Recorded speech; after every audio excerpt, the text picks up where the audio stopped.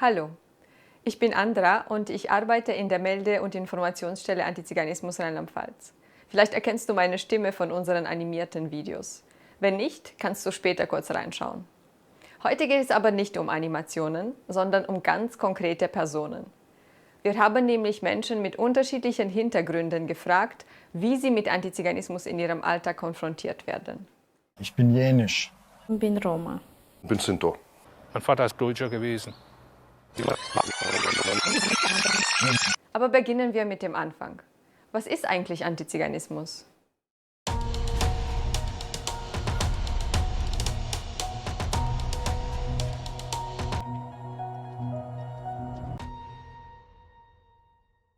Antiziganismus bedeutet für mich, dass Menschen von der Gesellschaft als Zigeuner gebrandmarkt und diskriminiert werden.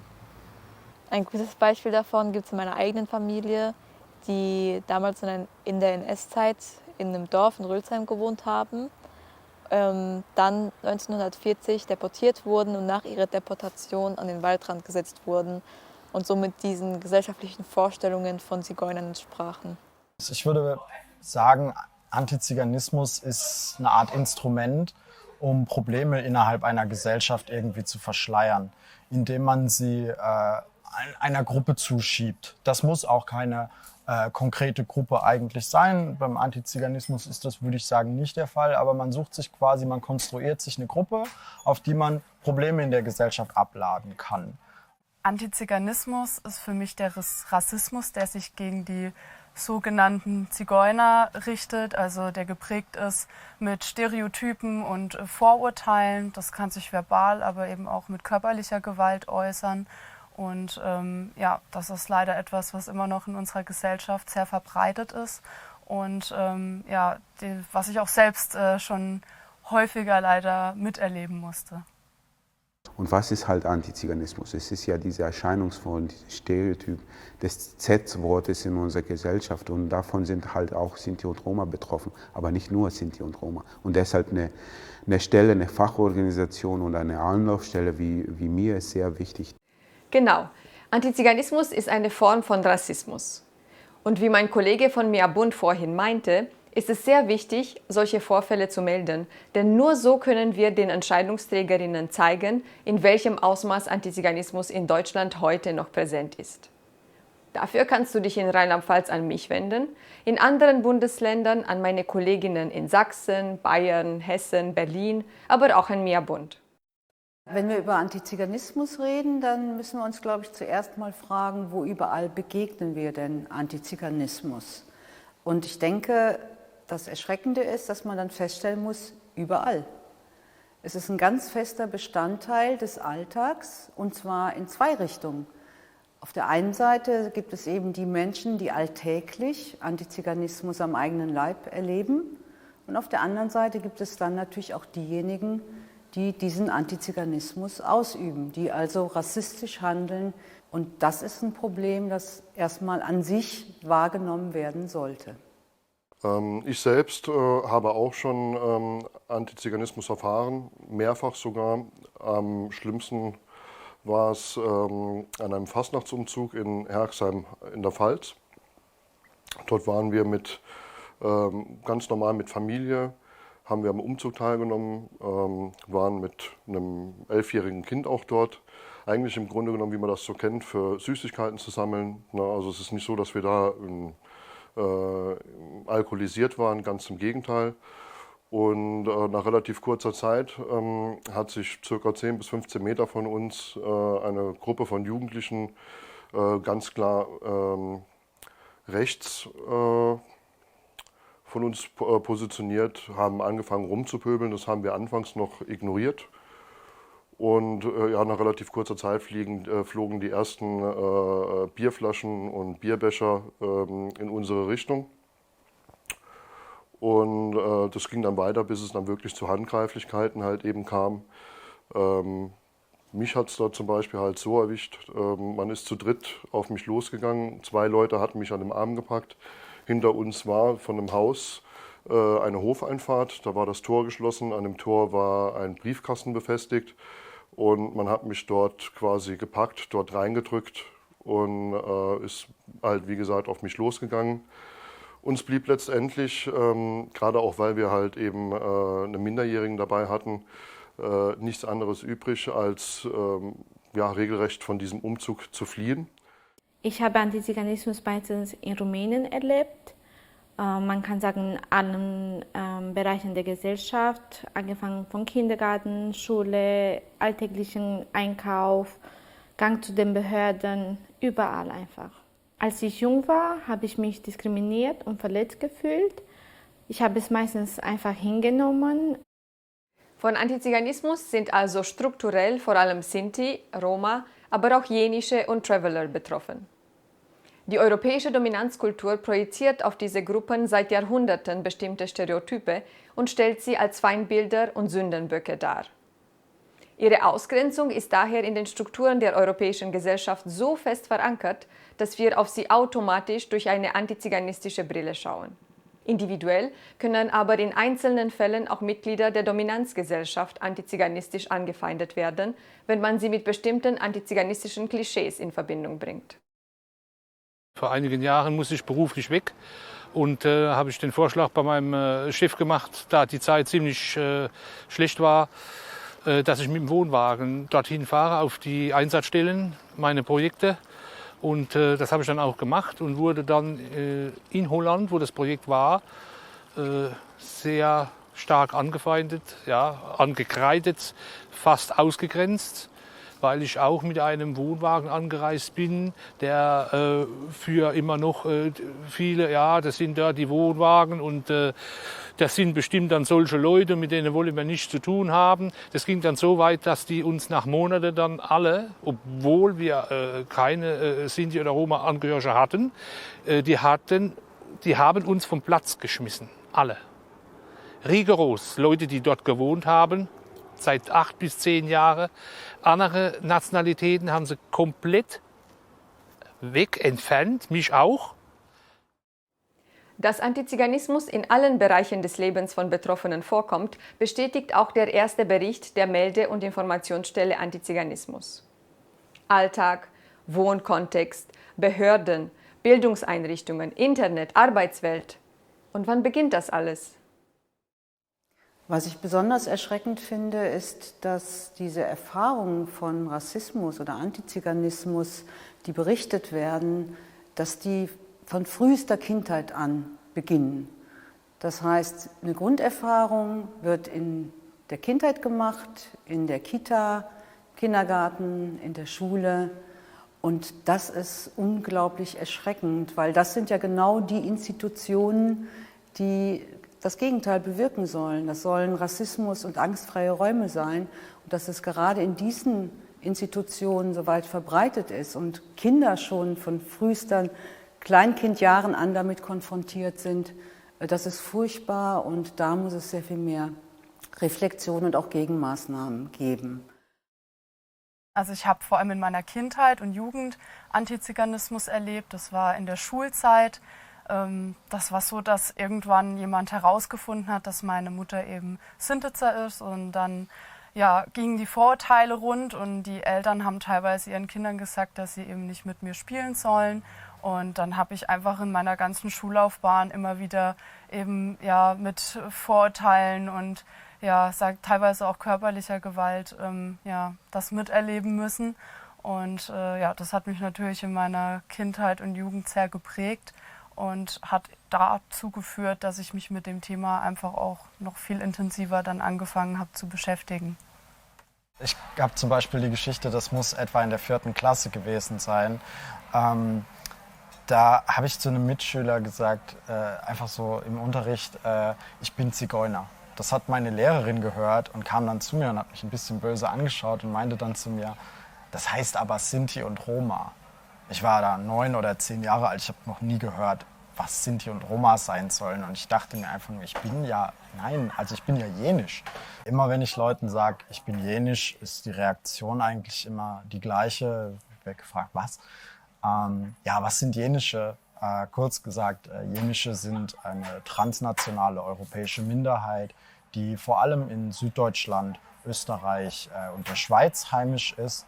Und was Jenische so ein bisschen besonders macht, ist, dass sie eine sehr lange Geschichte der Marginalisierung teilen. Und die ist tatsächlich so lang und so intensiv, dass die auch so ein bisschen so die Gruppe sehr stark zusammengeführt hat, möchte man sagen. Also gerade durch diese Ausgrenzung hat man sich zusammengetan, so sehr, dass einige heute auch sagen, Jenische sind ein Volk. Ja, Jenische sind in Deutschland keine anerkannte Minderheit, in der Schweiz allerdings schon. Und Jenische sind heute neben Sinti und Roma auch hauptbetroffen von Antiziganismus. Und da habe ich dann halt auch gemerkt, das ist so dieser zweite Teil dieses Spannungsverhältnisses. Wenn ich Leuten davon erzählt habe, dass ich Jenisch bin, wusste niemand davon. Also niemand kannte das. Und ich kam mir dann immer so ein bisschen verloren und vergessen vor. Und das Schlimmste für mich war eigentlich jedes Mal, um das den Leuten dann erklären zu können, auch später, der einfachste Weg war immer, wenn ich zu ihnen gesagt habe, das sind sogenannte Zigeuner. Also ich musste mich quasi selber über dieses Unterdrückungsverhältnis definieren, weil ansonsten hätte man meine Identität gar nicht verstanden. Die Fremdbezeichnung für Antiziganismus-Betroffene hat viele Debatten ausgelöst. Du weißt schon, dass man sie vermeiden soll, beziehungsweise dass du dich bei uns melden kannst, wenn sie irgendwo vorkommen sollte. Der Begriff Zigeuner, wenn der verwendet wird, dann kommt es für mich immer auf den Kontext an. Wenn das jemand verwendet, das Wort, weil er es einfach nicht besser weiß und das nicht anders kennt, dann bin ich dem Menschen gegenüber nicht irgendwie böse oder falle irgendwie gleich über den her, sondern erkläre ihm, warum der Begriff problematisch ist, weil er eben an Stereotype erinnert, sowohl negativer als auch manchmal so einer, ja, sag ich mal, wie so einer romantischen Natur, was halt allem nicht der Realität entspricht und eben den Antiziganismus auch weiter befeuert. Und dann erkläre ich das. Aber wenn das natürlich jemand verwendet mit der Absicht, einen auch zu beleidigen oder trotz diesem Wissen sagt, aber ich möchte das Wort verwenden, dann finde ich das sehr respektlos und ja, kann da auch mal wütend werden, weil ich mir denke, jeder Mensch darf doch selbst entscheiden, wie er genannt werden will. Und wenn jemand sagt, ich fühle mich davon beleidigt, dann finde ich, hat man das einfach zu akzeptieren. Wenn der Begriff Zigeuner im öffentlichen Raum verwendet wird, muss ich sagen, trifft mich das. Der Begriff Zigeuner war die Legitimation der Nazis, 500.000 Menschen brutal zu ermorden. Und er wird im Grunde genommen, wenn er verwendet wird, auch nicht irgendwie versucht positiv zu verwenden, sondern er wird diskriminierend verwendet. Er entwertet Menschen. Er schiebt Menschen in eine gewisse Schublade, voll mit Stereotype und Klischees und entspricht uns aber überhaupt gar nicht. Wir sind Sinti oder Roma und ich denke auch, das gilt für die anderen Gruppen, die als Zigeuner gelesen werden, ebenfalls. Und es ist einfach diskriminierend und beleidigend und genauso fühlt sich das auch an. Wenn der Begriff Zigeuner fällt, fühle ich mich von der Gemeinschaft, in der ich mich befinde, ausgeschlossen und fühle mich unwohl, da dieser Begriff ja eine rassistische Fremdbezeichnung ist. Also ich fühle mich dann nicht mehr wirklich dazugehörig. Ich frage mich immer wieder, wieso es manchen Menschen so schwer fällt, auf beleidigende Begriffe zu verzichten. Was meinen Sie, Frau Dr. Finks? Viele Menschen berichten über Erfahrungen mit Antiziganismus, wo eine große leere Stelle entsteht. Und das ist die, wo man sich fragt, warum gibt es keinen Schutz davor? Warum schreiten Menschen nicht ein gegen sowas? Warum setzt man anderen Menschen diesen Druck aus und diesen schmerzhaften, herabsetzenden, entwürdigenden Erfahrungen?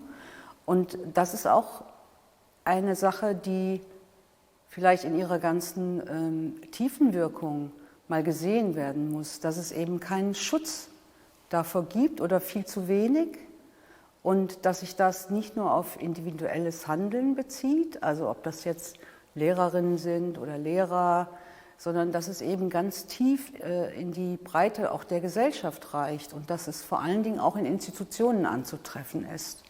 Und dass das schon so eine gewöhnliche Erfahrung ist, dass viele Menschen das auch gar nicht mehr wahrnehmen. Auch wieder auf beiden Seiten. Dass also Kinder und Jugendliche, die von frühester Kindheit an mit Antiziganismus konfrontiert sind, das schon fast als normal empfinden.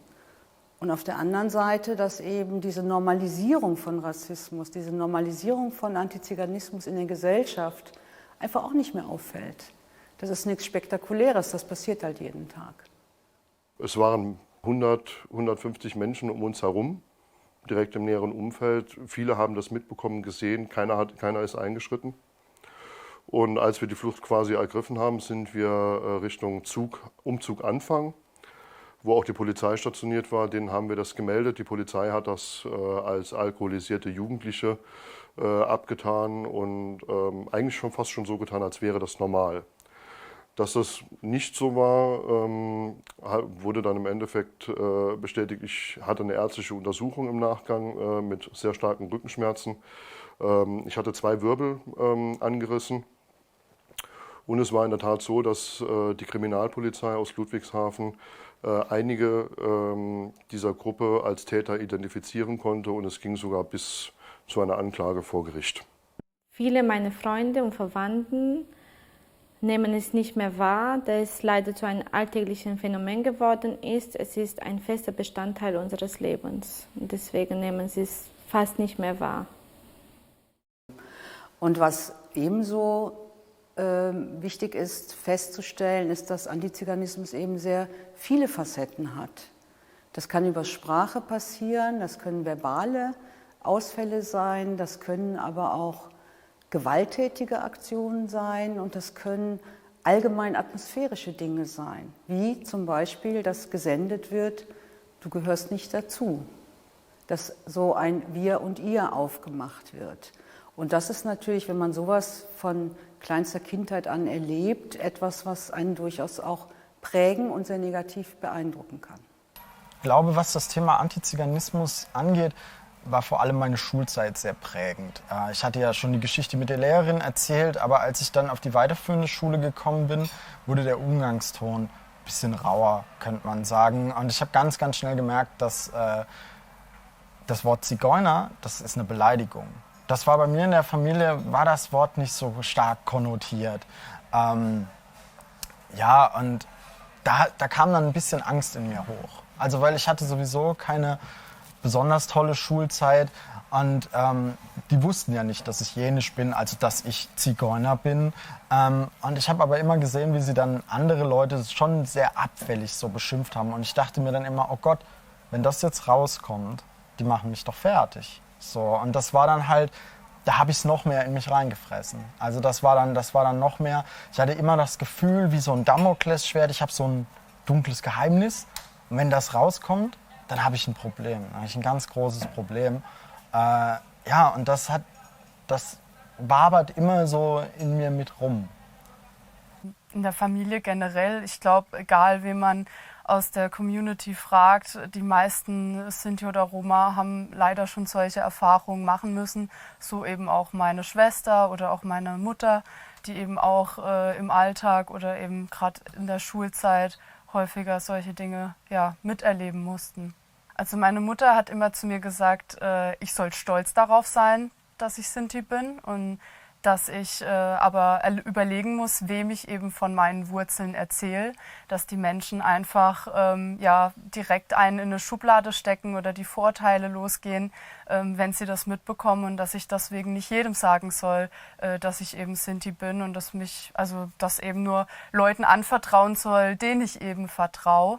Und das war für mich als Kind natürlich schon nicht so einfach und auch manchmal so ein bisschen schwer zu verstehen, warum die Menschen denn überhaupt so negativ einem gegenüber eingestellt sind.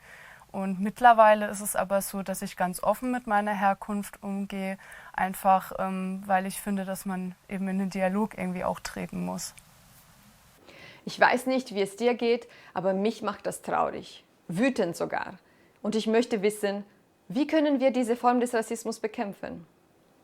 Um Antiziganismus aktiv bekämpfen zu können, muss man zum einen erstmal wissen, wovon man da überhaupt spricht. Wie funktioniert Antiziganismus? Wie wirkt er sich aus? Wo findet er statt? Und vor allen Dingen muss man dieses Dunkelfeld auch erstmal erhellen. Im Grunde genommen ist es eine gesamtgesellschaftliche Aufgabe, hier tätig zu werden, sei es quasi in Schulen, wo sich Lehrer im Prinzip fortbilden müssen, auch wenn ich es jetzt auf ein Beispiel ummünze, wenn Antiziganismus auf dem Schulhof stattfindet, muss auch eine Lehrperson wissen, wann ist es ein antiziganistischer Vorfall. Das geht nicht, wenn Lehrpersonal das nicht weiß. Und hier sehe ich aber dann zum Beispiel auch die Gesellschaft in der Pflicht, sich hier fortzubilden. Den Antiziganismus zu überwinden, ist, glaube ich, viel Arbeit. Aber ich sehe so die Wurzel oder das Hauptproblem eigentlich in der Bildung. Also ich merke einfach immer, dass viele Menschen sich nie mit dem Thema beschäftigt haben. Ich glaube, wenn es um Antiziganismus geht, macht man es sich dann doch immer ein bisschen einfach. Ich glaube, man müsste da wirklich mal von vorne anfangen und so in der Mehrheitsgesellschaft überhaupt ein Problembewusstsein schaffen. Denn bei sehr vielen Unterdrückungsverhältnissen gab es sehr viel Aufarbeitung und viele Dinge haben sich gebessert. Aber gerade beim Antiziganismus habe ich das Gefühl, dass man da sehr viel hinterherhängt. Und das, was geleistet wurde, wurde hauptsächlich von Betroffenen geleistet. Von Betroffenen geleistet, teilweise gegen die Mehrheitsgesellschaft. Also man musste sich da noch gegen diese Leute durchsetzen, um so seinen Platz in der Gesellschaft irgendwie zu bekommen. Und auf der anderen Seite ist es auch wichtig, dass es neuerdings sehr viel größere Initiativen dafür gibt, diese Antiziganismus-Erfahrung auch zu sammeln und zu dokumentieren. Also wir haben diese Meldestellen gegen Antiziganismus und die können dann, glaube ich, auf längere Sicht hin uns zeigen, in welchen Bereichen kommt es besonders häufig vor, welche Menschen sind betroffen, welche Formen von Antiziganismus gibt es.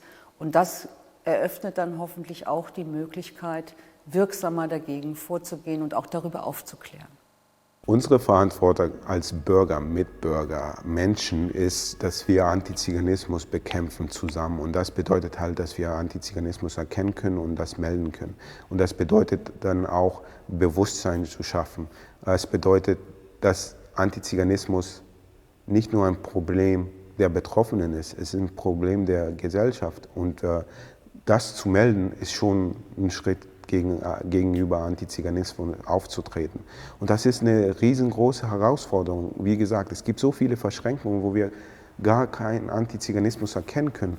Und das Bewusstsein halt zu schaffen, als Menschen das zu erkennen, ist schon der richtige Weg. Wenn wir auf der Straße irgendwann sehen, der beleidigt wird oder Z-Wort benutzt, angeschimpft wird, und das zu melden, ist schon ein Weg. Also uns diese Solidarität zu schaffen und diese Empathie als Menschen ist schon ein Weg, gegen Antiziganismus aufzutreten. Das Bewusstsein zu schaffen, das bedeutet Sensibilisierung, Aufklärung, Unterstützung. Dass man sich nicht alleine gelassen fühlt, dass jemand da ist, der die Leute, die betroffen sind, von Antiziganismus zu unterstützen. Okay, also. Antiziganismus kann unterschiedliche Personen und Berufsgruppen betreffen, auf die bestimmte Stereotype projiziert werden. Sinti, Roma, Jenische, Traveler sind strukturell davon betroffen, aber in Einzelfällen können sogar Angehörige der Dominanzgesellschaft Antiziganismus erfahren. Diese Form des Rassismus ist so stark eingebettet in unserer Gesellschaft, in unseren Köpfen und in unserer Sprache, dass wir sie oft nicht hinterfragen. Und das ist gefährlich, denn dadurch können wir diskriminierend und ungerecht handeln, auch ohne es zu wollen. Ich hoffe aber, dass unsere Videos dich zum Nachdenken gebracht haben und du Antiziganismus in deinem Umfeld jetzt besser erkennen kannst. Und meine allergrößte Hoffnung ist, dass du dir dann 5 Minuten Zeit nimmst, um den Vorfall zu melden. Vielen Dank.